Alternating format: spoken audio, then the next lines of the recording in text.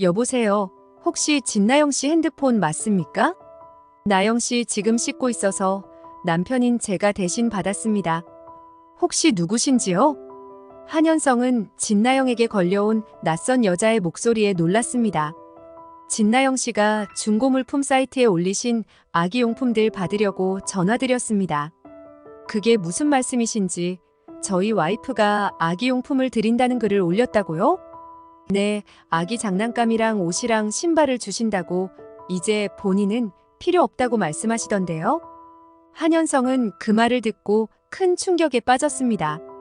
오늘은 진나영이 어떻게 유산을 숨기다가 발각되는지, 또한 진나영이 어떤 과정을 통하여 천벌을 받게 되는지를 말씀드립니다. 이제 100회를 맞이한 수지 맞은 우리는 본격적으로 착한 사람들의 반격이 시작될 텐데요. 그 중심에는 역시나 주인공인 채우리와 진수지가 있을 것입니다. 한편 우리 시청자분들이 많은 관심을 보이는 부분이 또 있죠. 바로 진나영의 임신 상황입니다. 진나영이 얼마나 나쁜 짓을 많이 했으면 시청자분들이 진나영이 천벌을 받기를 바라실까요? 진나영이 채우리와 김마리의 천륜을 끊으려는 못된 짓을 하고 있음에 우리 시청자분들은 진나영이 똑같이 벌을 받기를 바라고 계신 것입니다. 현재 악당 진나영은 남의 불행을 바라고 있습니다. 그녀의 마음속엔 항상 불안과 초조함이 가득합니다. 김마리가 채우리를 찾을까봐 매일 밤 잠을 이루지 못하며 이 모든 상황에서 어떻게든 자신의 자리를 지키기 위해 애쓰고 있지만 상황은 점점 더 악화되고 있었습니다. 진나영은 거실에서 우두커니 앉아 손톱을 물어뜯고 있었습니다. 그녀는 한진태와 함께 이 비밀을 지키기 위해 애써왔지만 요즘 들어 점점 더 많은 증거들이 하나둘씩 드러나기 시작하면서 그녀의 불안은 극에 달했습니다. 그리고 이런 상황 속에서 장윤자는 진장수에게 무심코 비밀을 흘렸고 그 소식은 곧 여러 사람의 입에 오르내리게 되었습니다. 진나영은 그 소식을 들었을 때 온몸이 얼어붙는 것 같았습니다. 엄마, 대체 왜 그런 말을 했어? 왜 그걸 누설한 거야?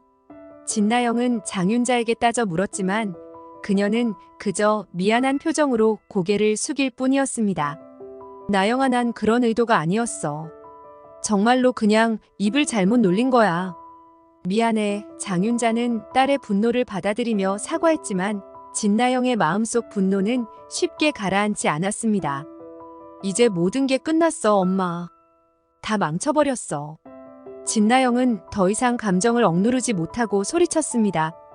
그 후로 진나영은 밤마다 악몽에 시달리며 결국 그 압박감을 견디지 못하고 쓰러지고 말았습니다.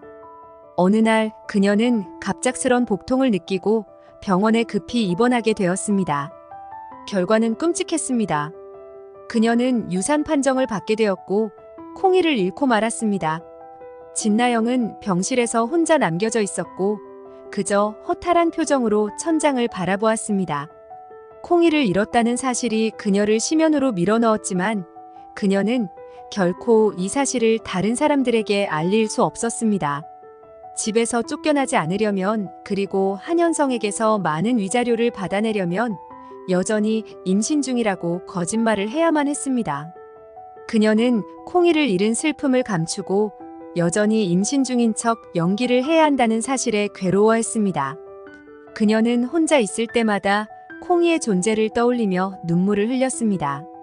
콩이가 태어났을 때 주려던 작은 옷과 신발들을 바라보며 차마 그것들을 버릴 수 없었습니다. 이 옷과 신발들 콩이를 위해 준비한 건데 이제 그 아이는 없잖아. 진나영은 혼잣말로 중얼거리며 콩이의 유품을 손으로 쓰다듬었습니다. 그녀는 결국 그 옷과 신발들을 다른 사람에게 주는 것이 더 나을 것이라고 생각했습니다. 콩이가 입지 못할 옷이지만 다른 아이에게라도 도움이 된다면. 이렇게 생각한 진나영은 중고 물품 사이트에 콩이의 옷과 신발을 공짜로 주겠다는 글을 올렸습니다. 그러나 그 글을 올리는 순간에도 그녀의 마음은 복잡했습니다.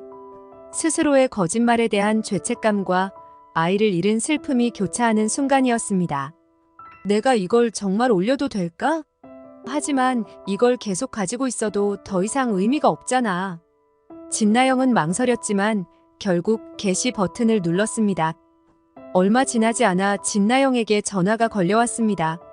마침 그녀는 씻고 있었기 때문에 그 전화를 한현성이 대신 받게 되었습니다. 한현성은 낯선 여자 목소리가 들리자 순간적으로 의아해했습니다.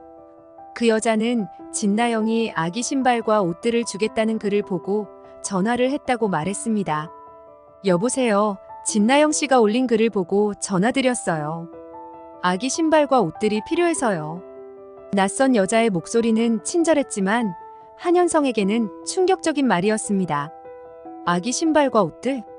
한현성은 잠시 말을 잇지 못했습니다. 콩이의 물건들을 다른 사람에게 준다는 것이 이해되지 않았기 때문입니다. 진나영은 항상 그 물건들을 소중하게 간직하고 있었고 절대 남에게 주겠다고 생각하지 않았을 것 같았기 때문입니다. 혹시 콩이에게 무슨 일이 생긴 건가? 한현성은 머릿속에서 복잡한 생각이 들기 시작했습니다. 그는 전화를 끊고 난 후 진나영에게 다가가 물었습니다. 나영아, 방금 어떤 여자가 전화를 했어. 내가 콩이의 옷과 신발을 주겠다고 올린 글을 보고 연락했다더라. 대체 무슨 일이야? 진나영은 처음에는 아무 일도 아니라며 둘러대려 했지만 한현성의 끈질긴 질문에 결국 진실을 털어놓게 되었습니다. 사실은 콩이를 잃었어. 난 더 이상 아이를 가질 수 없게 되었어. 그녀는 눈물을 흘리며 고백했습니다. 한현성은 그 말을 듣고 충격에 휩싸였습니다. 뭐라고? 콩이를 잃었다고?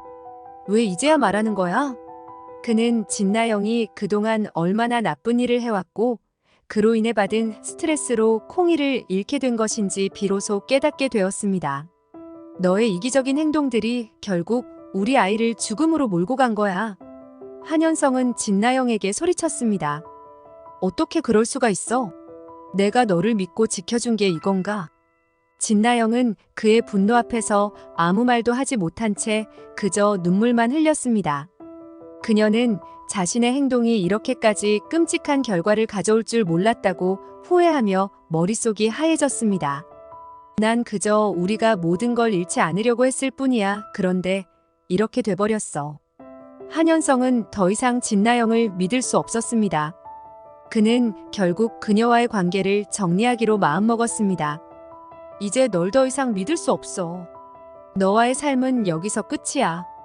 그는 차갑게 말하며 방을 떠났습니다.